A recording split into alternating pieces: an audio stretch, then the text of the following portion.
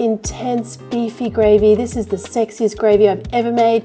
The crispiest chips. I mean, listen to the sound of these guys.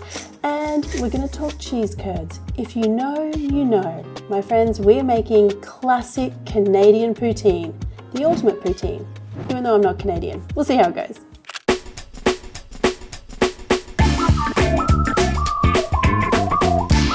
So the important question, first of all, is what exactly is a classic poutine? Now, I happen to have a Canadian prep chef. Hello, hello.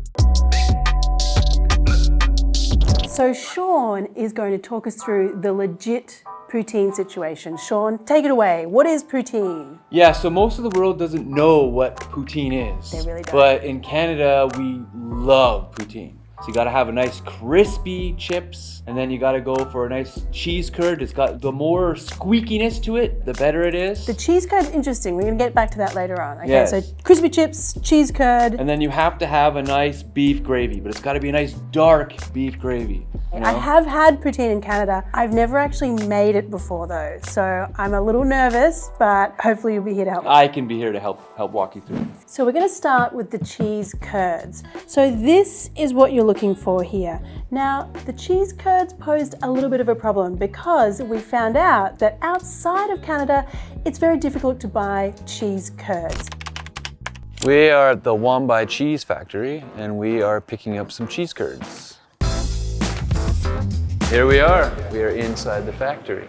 So right here, the milk is coagulated, and they are slightly heating it up to cut into smaller curds.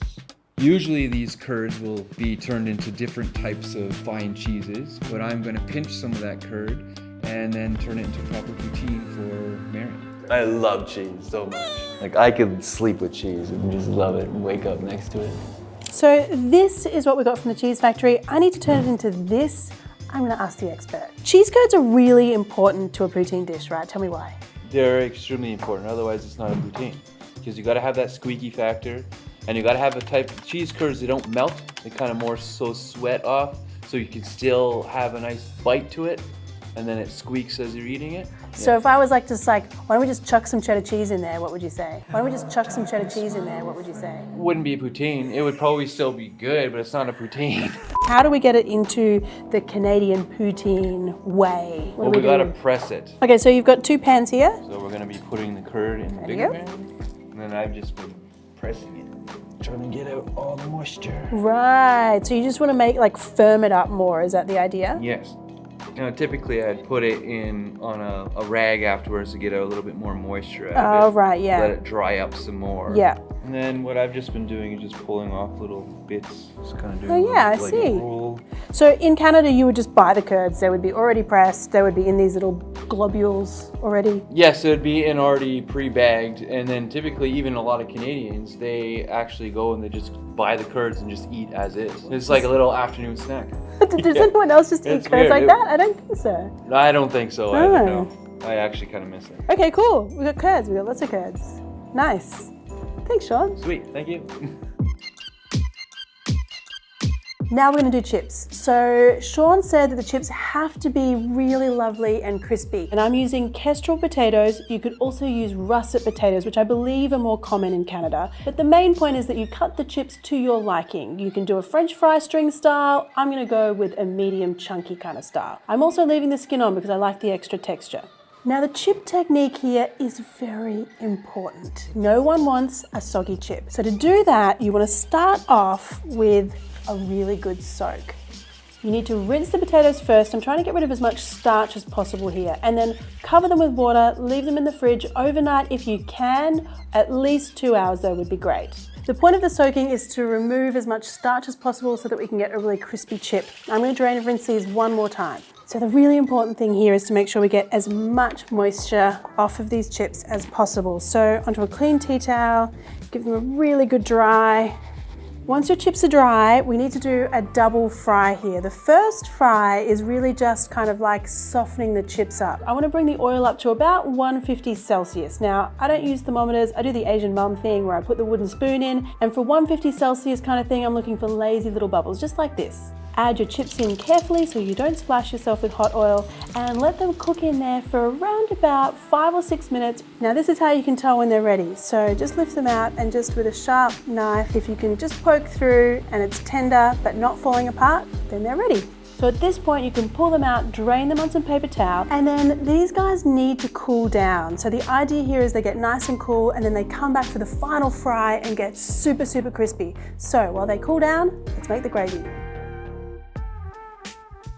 In order to nail the gravy, I need a really lovely, intense, beefy flavor. I'm using veal jus, which you can buy from a butcher or a gourmet deli. Look how thick and intense that is. Heat up the butter until it's foaming. Add in all-purpose flour or plain flour. Whisk that and just give that roux time to kind of cook out a little bit. Otherwise it'll taste a bit floury. Now you can add in your veal jus. Give that a whisk until it's smoothly incorporated. Now pour in the beef stock, give that a whisk. And at this point, your gravy is looking on the thin side, but I want you to simmer it, whisking every so often for around about 5 minutes until it looks like this. This is a lovely, thick, silky texture, but just in case that's not enough, I do have some backup flavor here, and that is in the form of stock cubes. I'm gonna go with a beef cube and a chicken cube just to get lots of flavor in. Add a little salt to taste and a little bit of pepper as well. And I mean, is that not the sexiest gravy you've ever seen? Thick, beefy, gelatinous, intense, all the words. Oh my goodness, I'm in love with this gravy. So now we're gonna do the last cook on the chips. So I have my chips here, they've cooled down. I wanna heat the oil up so it's hotter than it was before, about 190 Celsius. Very carefully place your chips into the hot oil and cook those for around about 8 to 10 minutes until they're really lovely and crispy and golden. Now as the chips cook, you'll find that some of your smaller chips get crispier faster. So I kind of siphon those off and into a bowl. Ooh, that sound is nice. Sprinkle with salt and toss. I mean, that sound, that's exactly what you want. So nice, yes. Okay, let's build our poutine bowl. Crunchy chips, all that hard work, the overnight soak, the double fry, it's all worth it. Cheese curds. Shout out to Sean. Shout out to Sean, getting those cheese curds. I think this looks legit though. Look at this. Look at those curds. Look at the chips. Cue sexy music. Look at that. Ah, gravy and chips and cheese. But my God, look at that. There you go. Classic poutine. All right, let me get in here. I'm gonna try this. I'm really, really looking forward to this. Oh my goodness. Hats off to the Canadians. Poutine, done right. Oh, that beefy gravy is so good. The cheese curd thing is really interesting because I actually agree with Sean. It has a very particular flavor. It's like a little bit sour, a little chewy. I think without it, it would not be the same dish. So, ooh, I'm happy with this one. Yum. Okay, here we go. Now that is a good poutine. It's got a good crunch factor in the potatoes. The gravy is just spot on. And the curds have a little bit of a squeak to them. Not quite like Canadian curds, but as close as we can to. I give it 2 thumbs up. Absolutely superb. I love it. It's good, eh? Yeah, it's good, eh?